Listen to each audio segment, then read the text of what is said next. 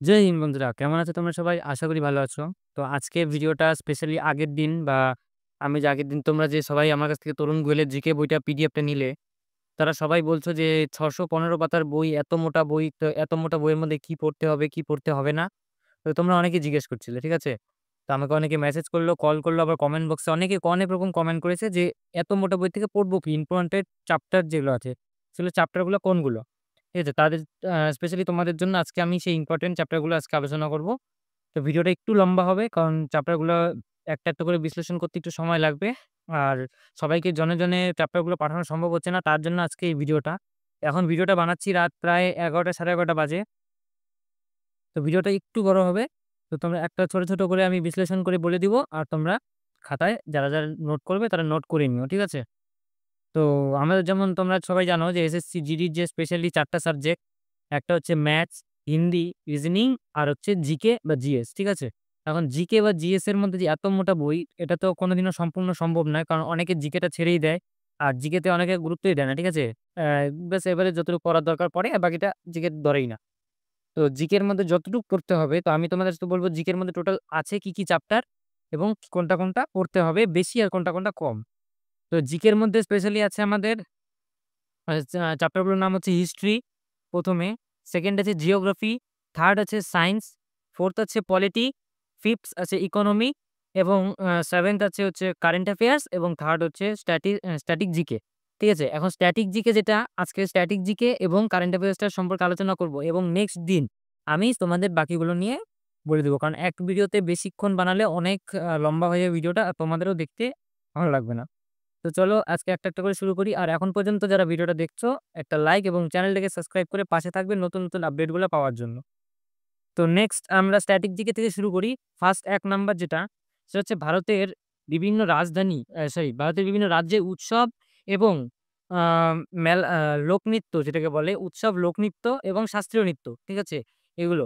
যেমন কেরালা, মণিপুর, মিজোরাম তারপর এরকম যে জায়গায়, জায়গায় যে স্পেশালি যে নৃত্যগুলো হয়, সেই ওই নৃত্যের নাম কে আবিষ্কার করেছে সে এবং আ সেই রাজ্যের যে নৃত্য আছে, কোন নৃত্যটা সবথেকে বেশি চলে সেই নৃত্যগুলো।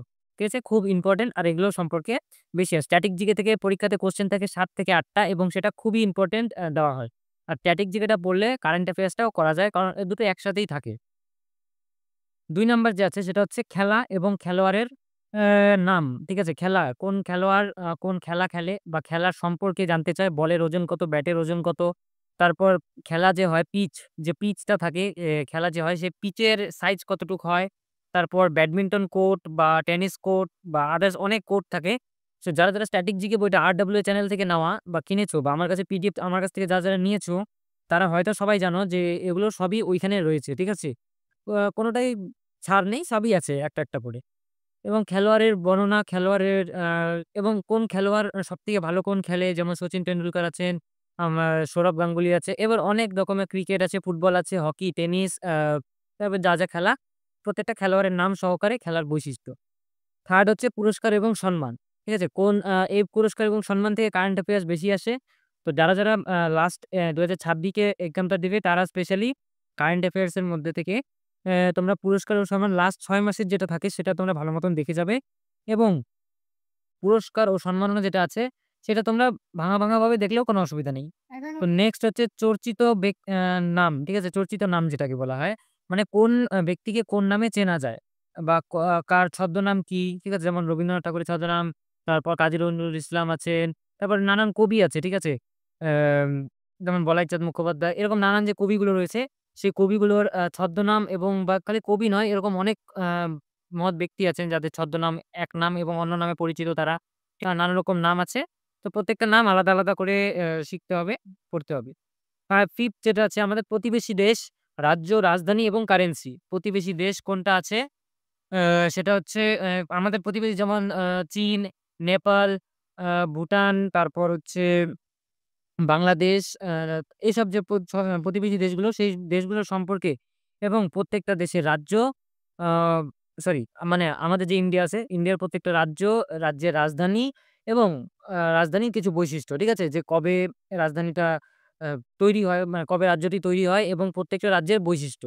তো এগুলো খুব ইম্পোর্টেন্ট একটা, একটা করে। আর কারেন্সি মানে যেমন ইন্ডিয়ার হচ্ছে রুপি, বাংলাদেশের টাকা এরকম প্রত্যেকটা আমেরিকার ডলার এরকম প্রত্যেকটা কারেন্সিকে কোন দেশের নামে কি বলা হয় সেগুলো স্পেশালি। ঠিক আছে? বাদ্যযন্ত্র ও বাদক হচ্ছে এটা হচ্ছে 6 নাম্বার আমাদের। বাদ্যযন্ত্র এবং বাদকটাও কিন্তু খুব ইম্পোর্টেন্ট। সেটা হচ্ছে এটা একটু বেশি আ না দিলেও চলবে। কারণ বাদ্যযন্ত্র এবং বাদক থেকে আসে ২ টো কোয়েশ্চেন। ঠিক আছে? কোন শিফটে থাকে, কোন শিফটে থাকে না। তো আমি আমার দেখা লাস্ট ৩ টে শিফট তোমরা যারা পারবে তারা লাস্ট তরুণ গোলের বইটা যাদের কাছে আছে একদম লাস্ট পেজের দিকে চলে যাবে। একদম শেষের দিকে। তো সেখানে PYQ গুলো পেয়ে যাবে। ঠিক আছে? প্রত্যেকটা শিফটের কমসে কম ওখানে ৪০০ থেকে ৫০০ কোয়েশ্চেন আছে।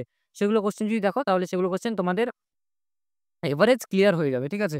সেগ অ্যা 7 ৭ নাম্বার আমাদের সেটা হচ্ছে জনগণনা এবং জনঘনত্ব। ঠিক আছে? আমাদের জনগণনা বা আদিমশুমারি যেটাকে বলে আদিমশুমারি কবে হয়েছিল? কত বছর পর হয়? হ্যাঁ? আর হচ্ছে কত বছর পর মানে ১০ বছর পর আমাদের আদমশুমারি হয়।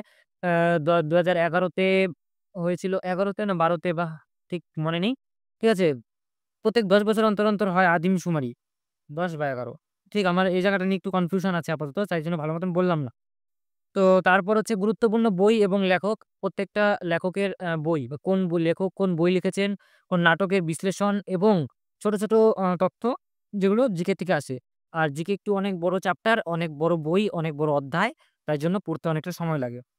তো দক্ষিণ ভারত এবং দক্ষিণ ভারতের মন্দির, হ্যাঁ, ঠিক আছে? এরকম যে ছোট ছোট দক্ষিণ ভারতে মানে কেরালা, তারপর আমাদের ওইদিকে রয়েছে অন্য স্টেটে যেমন আসাম, তারপর মিজোরামে বড় বড় মন্দির যে রয়েছে, তারপর জলপ্রপাত, তো আমাদের বড় বড় টেম্পলস, ঠিক আছে? যেমন আগ্রার তাজমহল, হ্যাঁ? এগুলো কিন্তু একটু ধ্যান দিতে হবে। কারণ এগুলোর থেকেও বেশিরভাগ কোয়েশ্চেন আসে। ঠিক আছে? আ তারপরে হচ্ছে ইউনেস্কো সাইটস মানে আমাদের ইন্ডিয়াতে যে ৪২ টি ইউনেস্কো সাইটস আছে টোটাল। ঠিক আছে? সেই ৪২ টি ইউনেস্কো সাইটস এর প্রত্যেকটার ফুল ডিটেইলস বা একটা ফার্স্ট থেকে লাস্ট অব্দি তোমাদের যত ইম্পোর্টেন্ট যেগুলো আছে সেগুলো একটু মুখস্থ করে যাবে একটু দেখে। তারপর হচ্ছে গভর্নমেন্ট স্কিম আমাদের স্টেট গভর্নমেন্ট এবং সেন্ট্রাল গভর্নমেন্ট থেকে যে স্কিমস গুলো আসে, ঠিক আছে? মানে যে প্রকল্পগুলোকে বলে প্রকল্প, যে প্রকল্পগুলো আসে সেই প্রকল্পগুলো আ কি কাজ, তাদের কিভাবে কাজ হয়, ঠিক আছে? আর তাদের উদ্দেশ্যটা কি? মানে প্রকল্পের উদ্দেশ্যটা কি? যেমন আ আমাদের স্টেট গভর্নমেন্টের যে আছে সেটা হচ্ছে গিয়ে তোমার কন্যাশ্রী ধরো, তারপরে কন্যাশ্রী পরে আর কি জানি আছে এগুলো। তারপর সেন্ট্রাল গভর্নমেন্টের কতগুলো স্কিম আছে। সেই স্কিমগুলোর আসল উদ্দেশ্য কি? সেগুলো, ঠিক আছে? আ নেক্সট হচ্ছে পদ্মাশ্রী পুরস্কার বা পদ্মাশ্রী অ্যাওয়ার্ড যেটাকে বলা হয়। তো এই পদ্মা অ্যাওয়ার্ড যেটা রয়েছে সেটা কিন্তু একদম কারেন্ট অ্যাফেয়ার্স এর মধ্যে পড়ে। কারেন্ট অ্যাফেয়ার্স যেগুলো হয় মানে লাস্ট ৬ মাস বা লাস্ট ১ বছরের, ঠিক আছে? আমাদের মানে এক শিফটে পরীক্ষা শেষ হওয়ার আগ পর্যন্ত যে লাস্ট কারেন্ট অ্যাফেয়ার্স গুলো হয়। তো নাম্বার আছে আমাদের পদ্মা পুরস্কার বা পদ্মা অ্যাওয়ার্ড যেটাকে বলা হয় সেই অ্যাওয়ার্ডটা সাধারণত জিকে থেকে বেশি আসে। তো তোমরা জিকের যদি লাস্ট ৬ মাসেরটা ভালো মতন দেখো তাহলে তোমাদের সেটা হয়ে যাবে। ঠিক আছে? তো এখন পর্যন্ত এটাই বললাম। তো আজকে এর থেকে বেশি বড় করলে ভিডিওটা অনেকটা বড় হয়ে গেছে অলরেডি ৮-৯ মিনিটের ভিডিও চলছে। এর থেকে বড় করলে অসুবিধা হবে। আর আমি নেক্সট ভিডিও যেটা আছে সেটা নিয়ে আসবো হচ্ছে জিকে সরি জিকে এর যে নেক্সট ভিডিওটা আমাদের পার্ট 2 যদি তোমাদের লাগে তাহলে পার্ট 2 বলে কমেন্ট করে দিয়ে একজন কমেন্ট করলেও আমি ভিডিও নিয়ে আসবো। নেক্সট তোমাদের লাগবে হচ্ছে হিস্ট্রি, জিকে এবং সায়েন্স, পলিটি, ইকোনমি এই বিষয়গুলো নিয়ে আমি নেক্সট এর ভিডিওটার মধ্যে নিয়ে আসবো। ঠিক আছে? আর যে কারেন্ট অ্যাফেয়ার্স যেগুলো বললাম লাস্ট ৬ মাস বা ১ বছরের মধ্যে যেগুলো বড় ঘটনা ঘটেছে, সেই কারেন্ট অ্যাফেয়ার্স গুলো একটু ধ্যান দেবে। কোথায় ঘূর্ণিঝড়ের নাম এগুলো একটু ভালো মতন দেখবে। বাস এছাড়া আর সেরকম কিছু হবে না। আমি যে কোয়েশ্চেন পেপার যারা পিওয়াইকিউ ফলো করো তারা হয়তো বুঝবে যে আমি কোনটা ঠিক বললাম, কোনটা মিথ্যা বললাম, কোনটা সত্যি বললাম। কারণ আমি যেগুলো বলেছি সেগুলো কোনটাই ফেলানোর মতন কথা না। তোমরা একটু ভালো মতন দেখবে। প্রত্যেকটা জিনিসই ভালো মতন খুঁটিয়ে পড়বে। তাহলে প্রত্যেকটাই আসার চান্স একদম 100 এ 100% থাকবে। তো ভিডিওটা এই পর্যন্তই। দেখা হচ্ছে নেক্সট ভিডিওতে। তো আজকে ভিডিওটা আজকে রাত্রের মধ্যে মনে হয় আসবে না। কালকে সকালের দিকে পোস্ট হবে। কারণ এখন এডিটিং, তারপর থাম্বনেল এডিটিং, টাইটেল, ডেসক্রিপশন এগুলো লাগাতে আজকে রাত্রে পার হয়ে যাবে। তো ২ দিন ধরে সময় হচ্ছে না। তাই জন্য ভিডিও আসতে পারছে না বা ভিডিও বানাতেই পারছি না আমি। তো ভিডিওটা এই পর্যন্তই। দেখা হচ্ছে নেক্সট ভিডিওতে। জয় হিন্দ। সুস্থ থাকবে, ভালো থাকবে। Thank you so much.